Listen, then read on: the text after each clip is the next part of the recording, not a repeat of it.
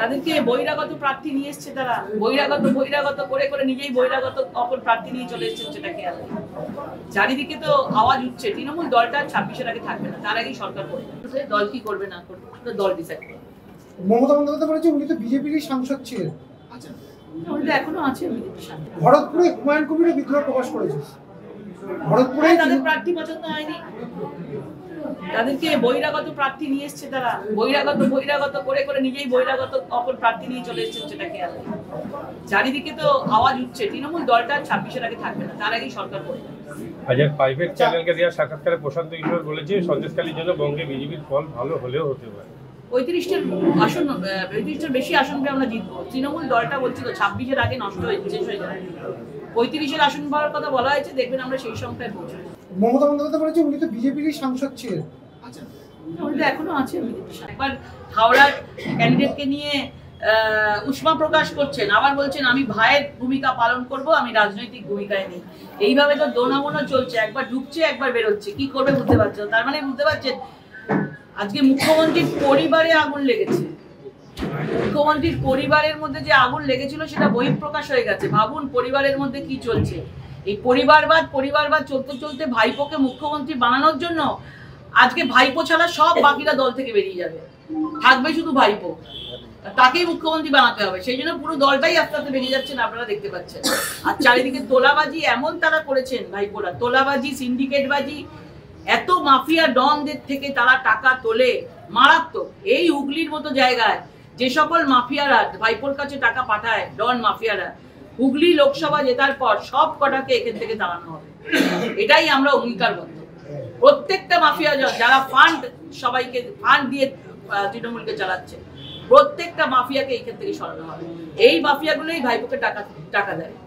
আমি মনে করি আমি খুব লাকি, আমি হুগলির লোকজনকে পেয়েছি বলে, এবং লাস্ট 5 বছরে অনেক আশীর্বাদ পেয়েছি, অনেক মানুষের ভালোবাসা পেয়েছি, বন্ধুত্ব পেয়েছি। এবং উনি প্রথম এসছেন, আমার সঙ্গে ভালো বন্ধুত্ব ছিল, ভালো বন্ধুত্ব অবশ্যই থাকবে। এটা ওনার কথা নিয়ে আমি কোনো রকম কিছু বলতে চাই না, কারণ এটা আমার সঙ্গে লড়াই নয়। এই লড়াইটা আজকে আমাদের মোদিজি লড়ছেন, মমতা ব্যানার্জি দুর্নীতি বিরুদ্ধে। তাদেরকে বহিরাগত প্রার্থী নিয়ে এসছে, তারা বহিরাগত করে করে নিজেই বহিরাগত অপর প্রার্থী নিয়ে চলে এসছেন, সেটা খেয়াল নেই। চারিদিকে তো আওয়াজ উঠছে, তৃণমূল দলটা 26-এর আগে থাকবে না, তার আগেই সরকার করবে। দল কি করবে না করবে সেটা দল ডিসাইড করবে। মমতা বন্দ্যোপাধ্যায় বলেছে উনি তো বিজেপিরই সাংসদ ছিলেন।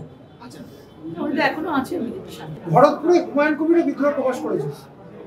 ভরতপুরে তাদের প্রার্থী পছন্দ হয়নি, তাদেরকে বহিরাগত প্রার্থী নিয়ে এসছে, তারা বহিরাগত করে করে নিজেই বহিরাগত অপর প্রার্থী নিয়ে চলে এসছেন, সেটা খেয়াল নেই। চারিদিকে তো আওয়াজ উঠছে, তৃণমূল দলটা 26-এর আগে থাকবে না, তার আগেই সরকার করবে। আজকের প্রাইভেট চ্যানেলকে দেওয়া সাক্ষাৎকারে প্রশান্ত কিশোর বলেছে সন্দেশখালীর জন্য বঙ্গে বিজেপির ফল ভালো হলেও হতে পারে। 35টার বেশি আসন পেয়ে আমরা জিতবো। তৃণমূল দলটা বলছিল 26-এর আগে নষ্ট হয়ে শেষ হয়ে যাবে।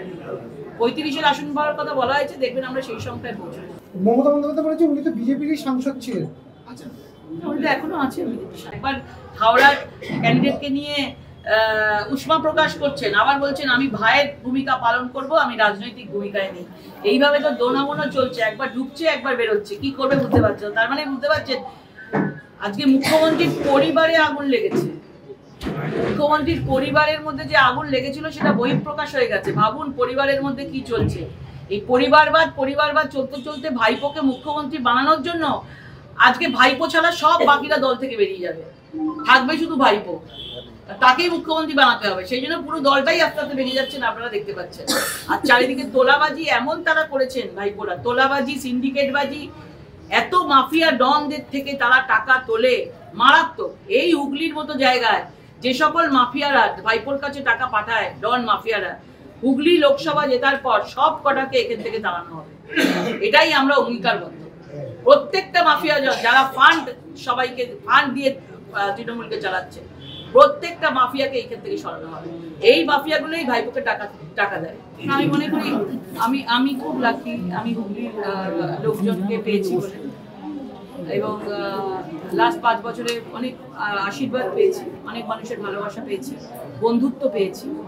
এবং উনি প্রথম এসছেন, আমার সঙ্গে ভালো বন্ধুত্ব আমার সঙ্গে ভালো বন্ধুত্ব ছিল, ভালো বন্ধুত্ব অবশ্যই থাকবে। এটা ওনার কথা নিয়ে আমি কোনো রকম কিছু বলতে চাই না।